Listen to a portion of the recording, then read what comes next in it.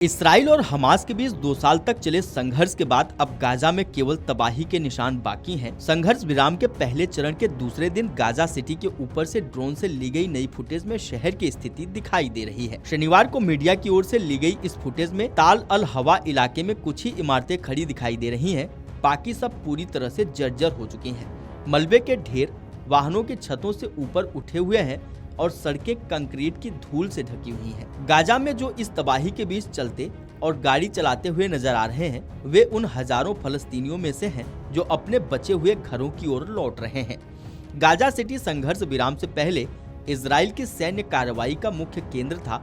कुछ लौटे हुए लोगों ने बताया कि उन्हें इस स्तर की तबाही देखकर हैरानी हुई। एक निवासी ने कहा कि हमने इस तरह की तबाही की उम्मीद नहीं की थी। एक और निवासी ने कहा कि क्या यही गाजा का बचा हुआ हिस्सा है?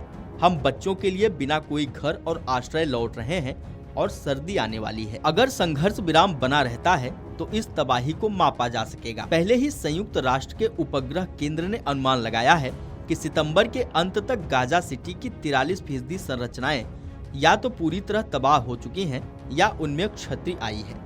जुलाई तक पूरे गाजा में लगभग 78% संरचनाएं नष्ट या क्षतिग्रस्त हो चुकी थी। संयुक्त राष्ट्र पर्यावरण कार्यक्रम के अनुसार नई ड्रोन फुटेज से यह समझने में भी मदद मिल सकती है कि किस पैमाने पर पुनर्निर्माण की आवश्यकता होगी।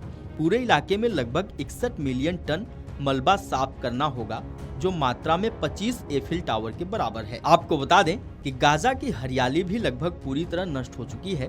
UNEP ने बताया कि 97% पेड़, 95% झाड़ियां और 82% फसलें खत्म हो गई हैं। विश्व बैंक ने अनुमान लगाया कि गाजा के पुनर्निर्माण के लिए 50 अरब अमेरिकी डॉलर से अधिक की जरूरत होगी। गाजा के 20 लाख से अधिक लोग अब धीरे धीरे एक कंबल के साथ अपनी जिंदगी फिर से शुरू करने की उम्मीद कर रहे हैं। युद्ध विराम के बीच फलस्तीनी नागरिक खंडहरों में लौट रहे हैं। इस बीच युद्ध विराम सुनिश्चित करने के लिए अमेरिकी सैनिक इजराइल पहुंचे हैं। गाजा में 2 साल तक चले संघर्ष के बाद अब इजराइल और हमास में पहले चरण का शांति समझौता लागू हो चुका है। इसी के साथ हजारों की संख्या में विस्थापित फलस्तीनी नागरिकों ने अपने वतन लौटना शुरू कर दिया है। ऐसे में गाजा से इजरायली सेना कब लौटेगी, इस पर प्रधानमंत्री बेंजामिन नेतन्याहू का बयान सामने आया है।